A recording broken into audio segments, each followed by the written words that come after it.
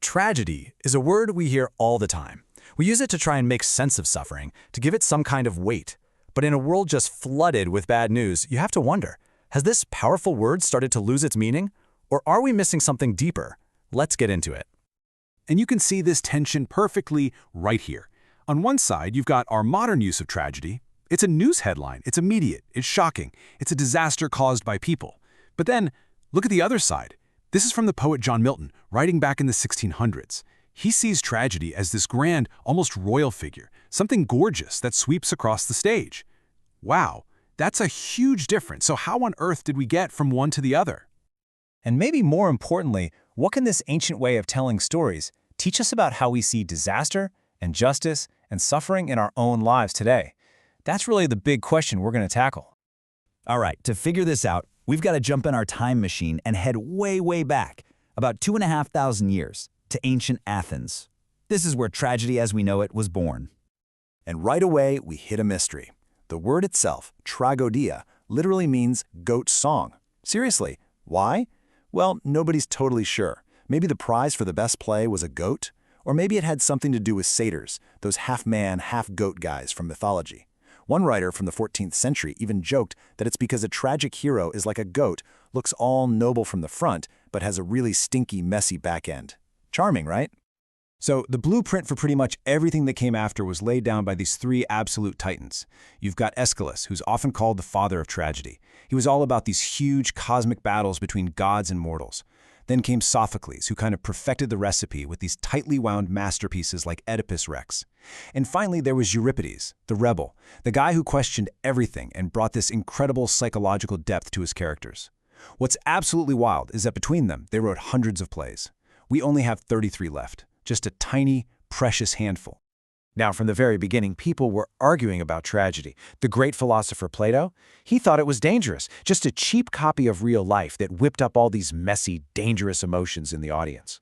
But his student, Aristotle, came up with this brilliant defense. He said, no, tragedy isn't a downgrade, it's an upgrade. In fact, he argued it's more philosophical than history. Why? Because history just tells you what happened. But tragedy shows you the kinds of things that happen, these universal truths. And by watching it, we experience catharsis, this release, this cleansing of pity and fear that actually leaves us better off. And this whole debate about whether tragedy is dangerous or helpful, it leads us right to another massive question, one that's really at the heart of every single tragedy ever written. When it all goes wrong, who's actually responsible? Is it the hero? Is it the gods? Is it just fate? Or is it something else completely? Tragedy makes us ask this question over and over, but it almost never gives us a simple answer. Okay, so Aristotle's big idea here is a concept called hamartia. And this is huge because for centuries it's been mistranslated as a fatal flaw, like the hero is too proud or too ambitious. But that's not what Aristotle meant. He meant a fatal error, a terrible mistake. Think of Oedipus killing a stranger on the road, who just happens to be his own father.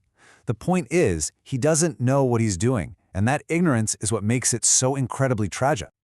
But in tragedy, it's never that simple, right? The hero's mistake is just one piece of the puzzle. You've got meddling gods who might have pushed him into making the error in the first place. You've got this crushing, unshakable power of fate. And so often, you have the weight of history, old family grudges, wars between nations. The blame gets spread all around, creating this incredibly complex, tangled web. And that tangled web, that idea of history reaching out to grab you, well, that often ties back to another core theme. So much of tragedy is about the living trying to deal with the dead and the toxic stuff they've left behind. You can actually watch this idea of being haunted evolve over the centuries. In ancient Greece, you got literal ghosts, like the spirit of King Darius in the Persians, who rises from his tomb not to get revenge, but to give this really somber warning. Fast forward to Shakespeare and you get ghosts who demand action, like Hamlet's father screaming for vengeance, which kicks off the whole story. And then, much more recently, Freud gave us a new way to talk about it, the return of the repressed. The ghosts aren't out there anymore. They're the traumas we've buried inside ourselves, coming back to haunt us. And this haunting isn't always about, spooky spirits. Tragedy is full of the living dead, these characters who are so crushed by suffering, so trapped, that they're basically dead long before the story ends. It's this vision of a living hell. And maybe that is the kind of deep existential fear Aristotle was talking about, the kind of fear that experiencing a tragedy could help us confront and maybe even cleanse. That whole idea of catharsis. So what this all starts to show us is that tragedy is way more than just a sad story, right? It's like an arena, a battleground for some of the biggest ideas in philosophy. It's a place where fundamental principles are thrown into a ring together, and we just have to watch them fight it out. And two of the most influential thinkers on this, Hegel and Nietzsche, saw this clash in totally different ways. For Hegel, tragedy was this almost logical collision of right versus right. You take two good, noble principles, like loyalty to your family versus duty to your country, and you put them in a situation where they just can't both exist. It's painful, yeah, but for Hegel, it's how humanity makes progress. But then you've got Nietzsche. For him, it was way more primal. It was a battle between order and chaos, between reason and this wild, destructive, creative life force. And for him, tragedy was a celebration of that chaos, smashing through all our neat little ideas about how the world should work. But for all these magnificent theories, tragedy has a way of yanking us back down to earth. It never lets us forget about the raw, undeniable fact of physical pain. Shakespeare, of course, put it perfectly, for there was never yet philosopher that could endure the toothache patiently. At the end of the day, no amount of abstract thought can make real suffering just go away. Tragedy is always grounded in the body. Which, brings us right back to where we started. If tragedy isn't just about big ideas, and it's not just about goat songs or ghosts or sad endings, then what is it really for? And what are we really saying when we use that word today? So here's the final crucial question I want to leave you with.